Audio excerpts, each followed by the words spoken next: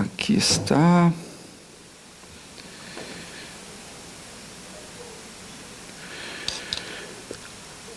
Está lá.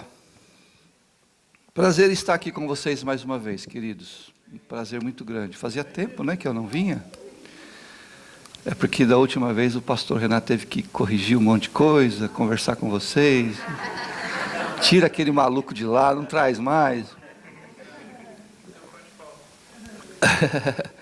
Mas recebi sim o carinhoso convite dele de estar cobrindo o púlpito da CCP, por conta dessa viagem a trabalho que ele está fazendo, visitando uma das nossas igrejas lá embaixo, na Flórida, e descansando um pouquinho também, né? Tirando um tempo. E agora com essa notícia triste, não é fácil para ele, não é? Mas é um prazer, mais uma vez eu digo, estar aqui com vocês e poder adorar a Deus, né, com vocês. A gente fala assim, vou assistir o culto. Se você é discípulo de Jesus, se você é crente, você nunca vai assistir o culto. Você não está do lado de fora. Não é? Hoje tem a moda de ver o culto online, né? É meio confuso isso para mim às vezes, porque dá uma impressão que você só está assistindo, mas não é bem assim não. Se o teu coração de alguma forma conectou com o que está acontecendo lá, por que não dizer que vocês também está adorando com aquele povo que está, sabe lá eu aonde, não é? Eu acho que é ok. A gente tem que acompanhar e entender a essência da coisa e não ficar só nos preconceitos, né, retrógrados às vezes da nossa vida. A gente tem que caminhar adiante sempre, não é? Eu agradeço muito por estar aqui. O meu desejo é também a minha necessidade de ouvir a voz do Papai do Céu. É o meu desejo e é a minha necessidade. Eu sei que é o desejo de você, o seu desejo e também a sua necessidade de ouvir a voz de Deus. Ponto final. Nos basta. Ouvir a voz de Deus e sermos receptivos a ela, nos basta.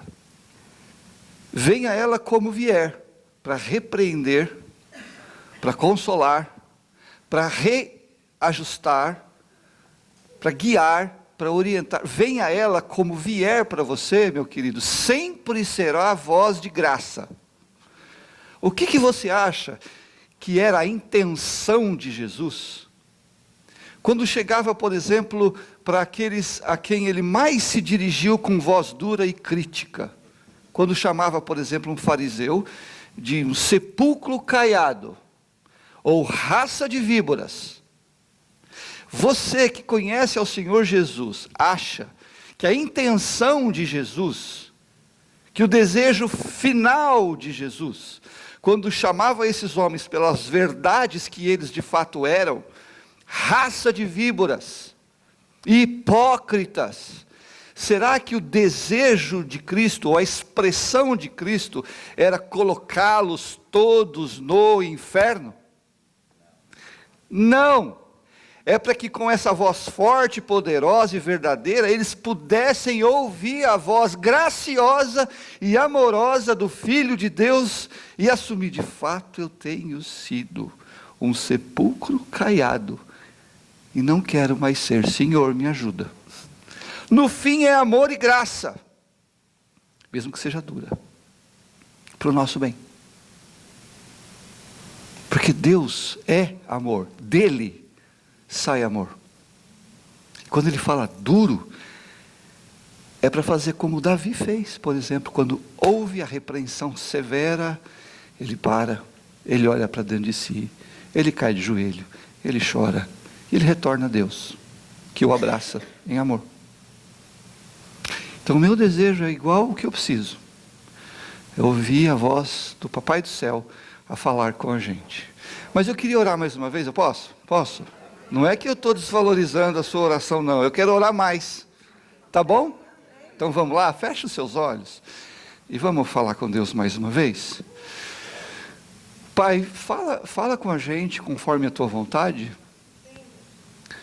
E como a nossa irmã já conduziu essa oração, nós novamente queremos pedir a mesma coisa, mais uma vez, com intensidade, que o Senhor prepare o nosso coração e abra os olhos do nosso entendimento, que nos ajude a compreender e a viver de acordo com a Tua vontade. Fala conosco, em nome de Jesus. Amém, amém. O pastor Renato compartilhou comigo o tema que vocês têm trabalhado esses meses, ou esse mês. E ele me colocou a ideia de que vocês têm sido incentivados a... Ele me falou em inglês, igreja moving on, a igreja que move, que vai para frente, que caminha, que realiza. A igreja em ação, que trabalha para aquilo que ela foi chamada para trabalhar. Não é? A igreja que não está inerte, ou sendo apenas passiva, ou espectadora de algo que Deus está fazendo, sem que ela não se enganje no processo, na ação de fazer aquilo que cada um tem que fazer, cada exercício do seu dom pessoal. Então é uma caminhada cristã. Essa caminhada cristã, todos nós estamos enganjados nela. Nós estamos caminhando, verdade ou não? Uma vez que você teve a consciência do reino, entrou no reino, vê Jesus, caminha com Jesus, você está num processo, numa jornada cristã. E essa caminhada, ela, na verdade, acontece de acordo com a sua consciência, nesse período da sua vida. É claro que quando você nasce, você não sabe nada ainda, vai crescer, vai começar a ter a consciência do mundo e tal, não é? Mas, ela acontece nesse período em termos de... Deixa eu só esclarecer uma coisa aqui. Que esse período da sua vida não é a sua existência. Tá bom? Toda. Porque você já existia antes disso e continuará existindo depois disso. Você concorda? Responde uma pergunta para mim. Onde é que você acha que você estava antes de nascer?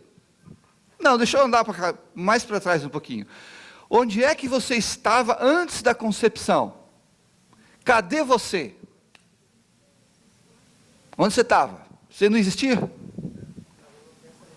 Aí... Isso é que é igreja inteligente, né?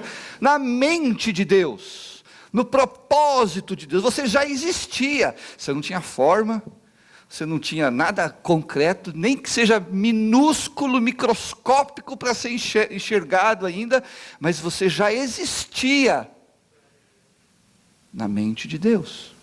E a eternidade é algo que Deus nos deu como presente. Somos seres criados para a eternidade. Todavia, nesse período aí, é a nossa responsabilidade, é onde a gente toma decisão.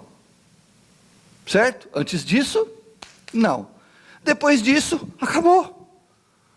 Você está pronto, depois da sepultura. Nada mais pode ser decidido por você como escolha, nem antes de nascer, e nem depois de morrer.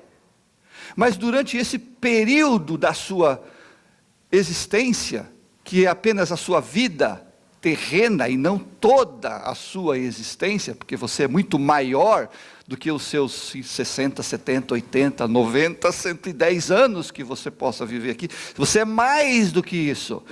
Veja a sua importância. Veja a sua grandeza, por isso que o salmista fala, fizestes um pouco menor que os anjos, mas o coroaste, porque você é feito à imagem e semelhança do Deus Altíssimo. Você é muito mais do que a sua vida terrena. A sua vida terrena é um parêntese na sua existência. Tranquilo isso, não é? Muito fácil pegar essa ideia. Você já existia antes na mente de Deus e continuará existindo depois, já pronto.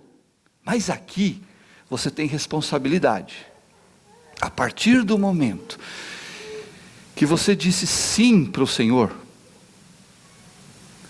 e passou a fazer parte do reino de Deus de uma forma consciente, e aqui, queridos, eu não vou precisar dizer como bons presbiterianos que nós todos somos, não é? Acho que você veio para Deus porque Deus foi para você antes. Tranquilo, eu não vou mexer com isso, com predestinação, com nada disso. Seria um outro sermão de mais ou menos uns 3 anos, não é? Mas hoje, essa é uma verdade, sim, que você, quando você quis, entendeu, quando você foi despertado, quando você sentiu o que você sentiu lá atrás, você só estava reagindo a uma ação de Deus. Ele agiu, você reagiu. Ele veio antes. Foi Ele que botou em você o desejo de vir para Ele. Senão você não vinha mesmo, seu coração era de pedra, você era entorpecido, você não entendia nada, você criticava os crentes, você falava mal de pastor, você descia a língua, até que um dia você veio conhecer a verdade, e você percebeu quão tolo você era antes. Mas isso é porque Deus antes, com muita graça, falou, deixa eu lá, entrar no coração daquele miserável. Deixa eu mostrar a verdade para ele. Aí você, e veio aqui na frente com a mão erguida chorando, que nem um bobo, santo bobo, mas veio. Mas eu quero focar só nesse lado, da sua responsabilidade, porque ela existe, você faz escolhas, não faz? Você diz sim, não, vou, não vou, quero, não quero, vou fazer, estou com preguiça. São suas opções. São suas escolhas. É a sua vida cristã. Você pode vir aqui aos domingos, sentar, ouvir sermão, mas você vai embora. Daqui a pouco você vai embora. Você vai trabalhar, você vai estudar, você vai fazer as suas coisas, você vai tomar as suas decisões. Não é? Isso faz parte, de alguma forma, da nossa querida igreja em ação. Você é a igreja em ação. O prédio não age, mas você é que toma suas decisões, você é que trabalha, você é que dá o seu testemunho, você é que dizima, você é que prega o evangelho, você é que mostra com a sua vida o que Deus já fez com você, você é que chora com os que choram, você é que sorri com os que sorriem, é você que está em ação, concorda comigo? A igreja precisa agir, e eu tenho certeza, por muito conhecer o pastor Renato, o quanto esse homem é dinâmico, e o quanto ele incentiva a fazer coisas, certo? Enquanto ele empurra você para servir a Deus, e o faz com excelência, com dedicação, com zelo, porque é o que ele quer, que a igreja seja igreja em ação. Renato é um pastor dinâmico, temos sempre muito que aprender com ele, e ele quer a igreja em ação. Agora, eu queria propor para você que existe alguma coisa que tem que vir primeiro, que algo precisa ser tratado primeiro. A base, o primeiro step, o primeiro degrau, é que eu quero considerar com vocês aqui hoje. Sabe qual é? É eu, ou sou eu. Você, a sua individualidade. Você. Porque é aí que começa o processo de agir. É comigo. Tem algo que eu e você temos que ter o hábito de fazer. A imagem coloca até uma grande verdade. É você na cruz. Faz pouco tempo que eu descobri uma coisa que eu não sabia. Quem já foi católico aqui? Católico? Eu nunca fui católico, mas de vez em quando eu entrava na igreja católica, sabe para quê? Lá em São Paulo. Não era falta de respeito, não, porque eu achava um ambiente assim, parece que você saía da barulheira e entrava no... Onde? No Zen. Isso é boa. Verdade. Entrou no Zen. Era uma igreja, a Catedral da Sé, era uma igreja enorme. E eu, por exemplo, quando eu estava com coceira no pé, eu entrava lá para coçar o pé, para sentar no banco. Quando eu andava, eu era office boy em São Paulo. Eu era office boy, andava demais, aqueles malotão. Aí eu entrava lá para descansar. Porque era Zen, essa é uma boa ideia. Era Zen. Porque era silêncio. Era aquela coisa silenciosa. Parece que você entrava em outro mundo. Um mundo, assim, até meio mórbido às vezes. Tinha uma imagem de Jesus assim num vidro que dava medo na gente, né? Eu era garotão, olhava aquele negócio, aquele sangue, até que olhava aquelas velas acesas, andava por ali, via o pessoal rezando e tal, e, né, entrava por ali. Mas tem uma coisa que eu nunca fiquei sabendo o porquê, a não ser há pouco tempo. O que o católico faz quando passa na frente do prédio da igreja? Por quê? Mas o que tem a ver o sinal da cruz com respeito? Uhum.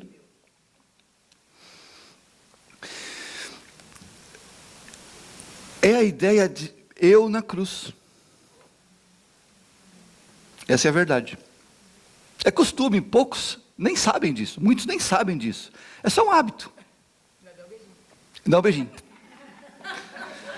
E tem gente que faz aqui, faz para todo lado, né? Mas a ideia é de eu me colocar a cruz em mim. Não é de tudo bad. Se fosse verdade, se a gente vivesse o simbolismo, o que tem de errado?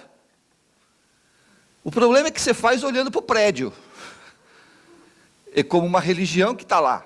Aquele lugar ali é sagrado. Ele faz isso quando vai na igreja, ele faz isso quando passa o defunto, né? Porque tem um negócio assim, para proteção, exatamente, para se proteger de algum mal. Mas a ideia é, eu, aonde? Na cruz. Não é ruim? Vamos começar a fazer esse hábito aqui? Não fala para ele, o Renato está me ouvindo lá, não vai falar para ele que eu estou mandando vocês fazer o sinal da cruz agora, não? Mas a ideia é de eu ser colocado na cruz. Esse é o primeiro passo. Vamos dar uma olhadinha, eu tenho aqui para vocês, mas se você quiser ler, Colossenses capítulo 3, o que o apóstolo Paulo diz para a gente? Ele diz lá a partir do verso 1. Portanto, já que vocês ressuscitaram com Cristo, procurem as coisas que são do alto, onde Cristo está assentado à direita de Deus. Verso 2.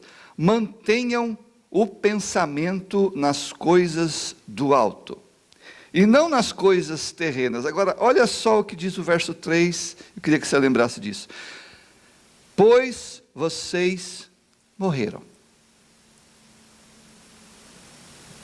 E agora?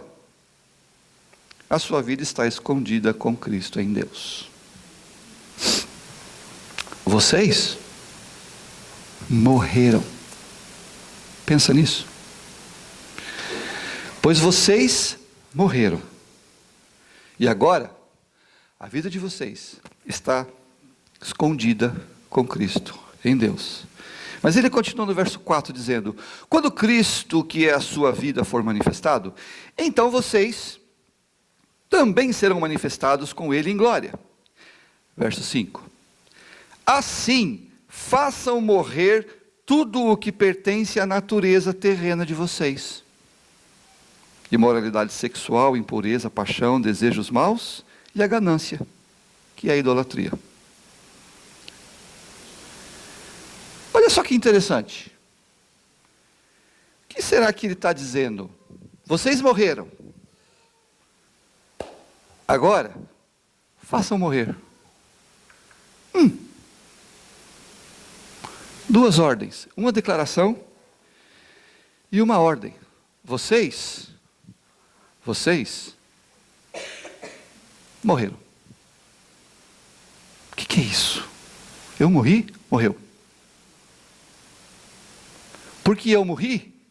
E agora? Bom, agora façam morrer. Parece meio estranho? Parece uma coisa meio... Como que é isso? Eu morri, agora eu tenho que me matar? É. Teologicamente falando, faz todo o sentido. Mate o que já é um defunto. Dê facada no defunto. Esguele o cadáver. Põe fogo nos restos mortais. Acabou. Por que é que eu quero fazer o que com um defunto? Enterra, meu filho. Acaba de matar, ele está agonizando, termina de enforcar. Por quê? Ele já morreu. Ele já morreu. Então mate. Teologicamente faz um sentido profundo. Por quê? Porque é o que Deus fez, mas o que eu tenho que fazer também. Quer um exemplo? Uma coisa é você... Eu lembro bem que quando eu tinha os meus 18 anos lá no Brasil, a gente tinha que... Eu era louco para tirar a carteira de motorista. Não é? E o grande drama para tirar a carteira de motorista, principalmente aqui, o pessoal tem gente ali já fazendo assim, que tem alguma historinha que depois eu quero ouvir. Vai fazer o road test. Normalmente, assim, 98% do pessoal que vai fazer o road test, vai o quê? Vai com medo, né? Vai tremendo, porque precisa passar naquele negócio, fazer baliza, virar direitinho. Hã? Só faz a baliza. Precisa passar no teste. Então você precisa se esforçar, prestar atenção, dirigir direitinho, chegar lá, sentar, botar o cinto, regular o carro todo e seguir conforme o livrinho diz. E o inspetor está do seu lado com a canetinha lá, só marcando o que você fez de errado e tal, para tirar seus pontos. Aí você começa a suar. Por quê? Porque você precisa fazer para passar. É um estado emocional que você vai para esse bendito desse teste. Agora, experimenta no dia seguinte que você já passou, vai lá e faz o mesmo percurso, igualzinho. Dirige o carro lá, é aqui, a baliza é aqui. Você já passou, mas quando você vai fazer exatamente o mesmo percurso, as mesmas direitas, a mesma baliza, a tranquilidade, eu já passei. Eu não preciso mais me esforçar para passar, porque eu já tenho a aprovação. E agora? Agora você só dirige tranquilamente e faz o mesmo percurso. Você faz uma vez com nervo e as outras 500 vezes tranquilo. Já morreram. Agora façam morrer. Onde é que está o poder de fazer morrer? Está no fato de que vocês já morreram. Como é que eu mato aquela minha natureza, aquele meu pecado, Onde está o poder para isso? É eu lembrar, já está. Eu só preciso me apropriar pôr a mão e pegar.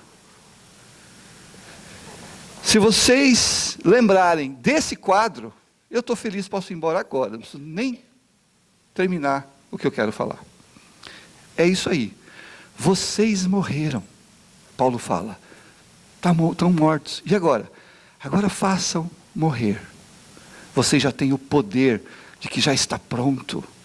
Agora, é só ir identificando os seus pontos e ir tratando de esfaquear esse defunto.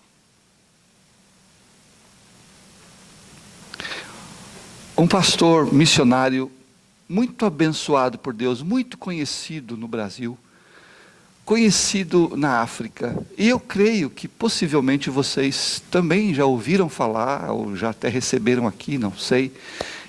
É um homem que ganhou o respeito de todos nós pela dedicação a Deus e pelo que ele construiu no norte da África, num lugar chamado Accra, perto de Accra, nas tribos chamadas Concombas. Já ouviram falar no pastor Ronaldo Lidório? Olha o que ele diz. Ele diz assim, está meio pequeno para vocês, mas eu vou ler. A primeira missão da igreja não é proclamar o evangelho, não é expandir, nem mesmo conquistar a mídia ou impactar a sociedade. A primeira missão da igreja é morrer, perder os valores da carne e ser revestida com os valores de Deus, e se desglorificar para glorificar ao seu Senhor. Ronaldo Lidório. Se você não está na cruz, e se você não está se matando, é complicado, porque coisas em você tendem a ressuscitar, a aparecer como pulsão da carne, a voltar a existir como poder dominador da sua vida e da minha. Nós não estamos prontos ainda, embora já tenhamos a vitória garantida. A declaração da guerra é: são vencedores, mas ainda estamos nas nossas batalhas. E na nossa caminhada cristã, queridos, faz parte das nossas escolhas aqui, das nossas opções e das nossas decisões. Dizer sim e não para nós mesmos. Vou deixar esse negócio para lá, ou vou trabalhar em cima disso que eu preciso. Você está morto, mas não guarda a faca. Mantenha o revólver carregado. Sabe qual é o nosso problema? O nosso problema é que a gente ainda se encanta com os nossos castelozinhos de areias temporários. Eles são gostosinhos, né? Nossos castelos de areia, às vezes, eles estão ainda muito vivinhos. E a gente gasta energia com eles. A gente perde tempo. A gente olha demais. Mesmo que eles sejam apenas uma pequena vaidade ou passageiro demais. Gente, eu não sou, longe de mim ser um sujeito alienado, eu acho que não sou, não sei. Que vive uma espiritualidade assim, alienada. As coisas do mundo e as coisas de Deus. Para mim nem existe isso. Você está no mundo. E você é convidado para ser uma pessoa legal, inteira, atualizada. Gente que atrai, como Jesus era. Prostituta, fariseu, essa turma toda de pecadores, cobradores de impostos, os safados, os errantes, eles se sentiam atraídos a Jesus. O fariseu não, queria nem ver aqueles homens na frente deles. O santarrão fariseu, Deus me livre, porque eram religiosos, faziam uma dicotomia dentro de si mesmo, mundo e a religião, dentro da igreja e fora da igreja. Isso não existe. Longe de mim ser um sujeito alienado do mundo nesse sentido, mas a questão é muito mais profunda e é muito mais dentro do teu coração, dos teus valores. Como é que você vai viver a sua vida? Será que você, não, dentro do teu coração, não tem um baita de um ídolo e você está doidinho com esse ídolo e está até usando o Deus poderoso para pegar e para alimentar o seu próprio ídolo? Tem gente que usa Deus como meio e não como fim. Não é? Pastor Jeremias me ensinou algo há muito tempo atrás que eu nunca mais esqueci. A partir disso, eu aprendi a aplicar na minha própria vida, e eu já disse aqui, eu creio algumas vezes, que Deus fez as coisas para a gente usar, as pessoas para a gente amar, e apenas a Ele próprio para a gente adorar. Se você troca isso de lugar, você está enroscado. Porque tem gente adorando coisa e usando Deus. Para conseguir o que quer. Porque Deus é poderoso, o dono do ouro e da prata. Então, o que eu quero mesmo é aquela promoção, é aquela casa, aquele carro, aquele green card, aquele sei lá. Então eu vou para a igreja porque aí Deus é a escada. Porque o que eu quero é aquilo lá. Ou tem gente usando, adorando gente, usando coisa, é uma bagunça. Quando você coloca no teu coração nessa perspectiva, coisas eu uso, pessoas eu amo, e a Deus apenas eu adoro.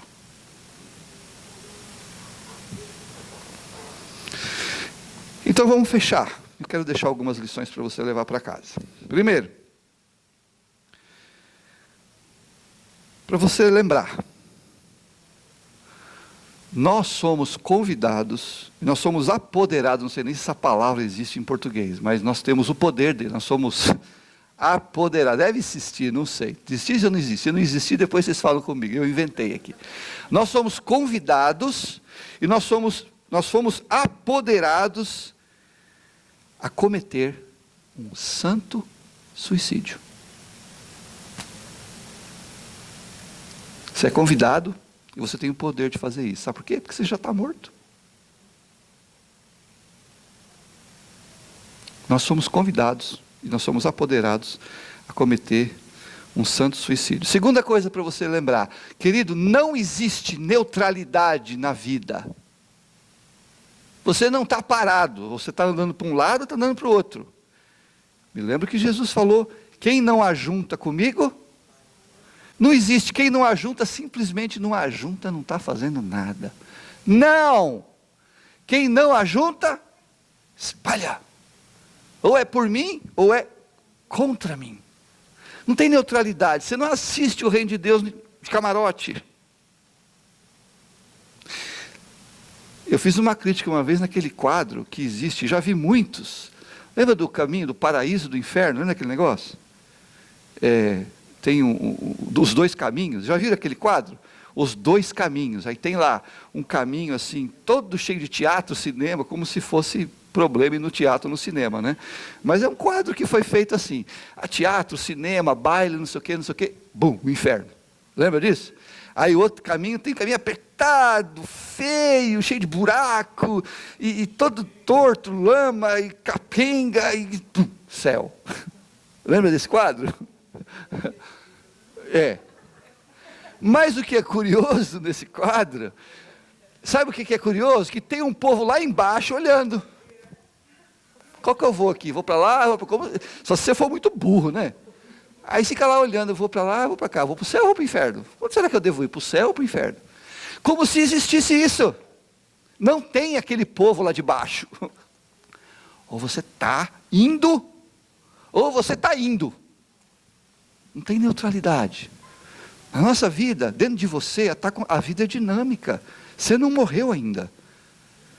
Você toma suas decisões aqui entre o berço e a sepultura. Você tem as suas opções. É você que vai fazer. Claro, Deus está junto, Deus te guia, você está aqui para receber a orientação do Senhor, para louvar, para receber essa carga boa que a gente recebe. Mas a decisão é sua, você vai embora. E vai tomar suas decisões. Não tem neutralidade. Ou você está enganjado na igreja em ação, ou você não está. Ou você está juntando, ou você está espalhando. Ok? E por último, querido, para a gente ir embora. Você só vai desfrutar bem das coisas passageiras se você não viver por elas. Aí sim, aí é legal. Aí você pode comprar seu carro, sua casa, 2 casas, piscina. Faça o melhor. Mas quando o teu coração está preso em Deus, essas coisas são até muito melhor para a gente usar. Porque quebra, a gente não liga. Porque estraga, estragou. E vai bem, porque você usa as coisas, você não adora e não ama as coisas. Você as usa porque elas são para serem usadas apenas.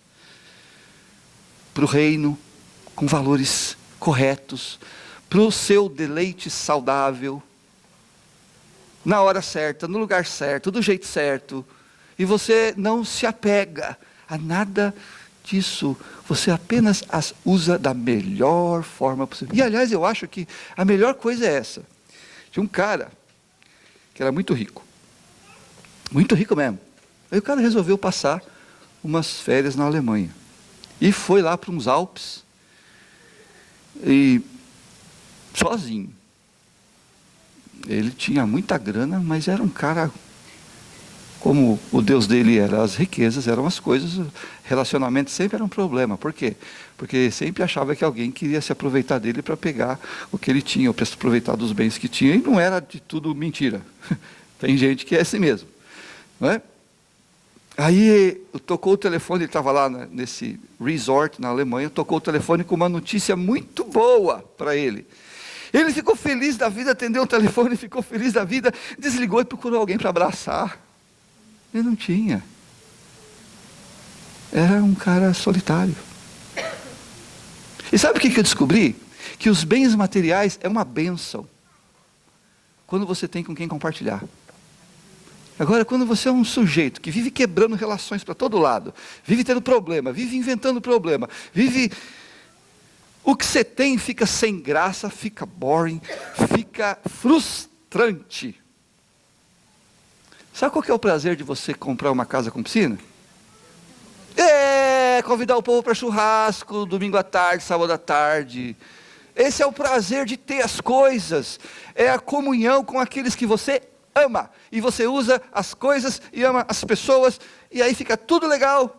Aí você faz uma oração, joia, você agradece a Deus por aquilo, você faz culto, faz reunião, influencia o vizinho, e aí você está na igreja dinâmica, na igreja que age. Então, quando você usa as coisas, mas não vive para elas, é muito melhor. A vida está no track, no trilho certo. Você adora a Deus, é a razão da sua vida. Você ama as pessoas e você usa as coisas. Eu gostaria muito que você carregasse no seu coração essa pequena reflexão. E que você faça parte dessa igreja que move, se matando, o quanto você puder. Porque esse suicídio, ele é santo. Que Deus te abençoe. Vamos ficar de pé? Vamos orar mais uma vez?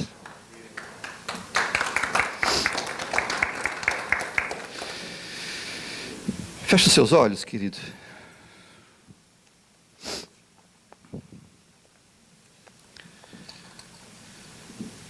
Peça para que o Senhor, na sua infinita bondade, instale como um software poderoso essa palavra no seu coração.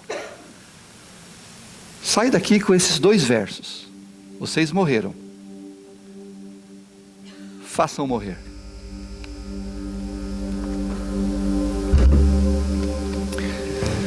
Pai Celeste, a tua bondade, o teu amor para conosco, de fato nos constrange. Na sua infinita misericórdia, bondade e longanimidade, o Senhor tem cuidado da gente, sem que a gente mereça nada. Mas o Senhor tem tratado da nossa vida. Nós reconhecemos, Pai querido, aqui todos como uma igreja, diante do Senhor, cada um de nós, agora sondando os corações, a gente sabe que existem coisas em nós, que precisam ser mutiladas, esfaqueadas, mortas. Ajuda-nos a fazer isso. Pai, muito obrigado pelo poder que nós temos, de que essa declaração poderosa faça parte do nosso caminhar, de que nós morremos para aquilo que não é teu, para aquilo que não é vida, para aquilo que não é bom. Nós já morremos para elas. O Senhor nos disse hoje e nós queremos sair com essa verdade poderosa instalada em nós. para que a gente continue a obra nas nossas escolhas de fazer morrer o que já está morto na eternidade. Obrigado, Pai, por ser esse Deus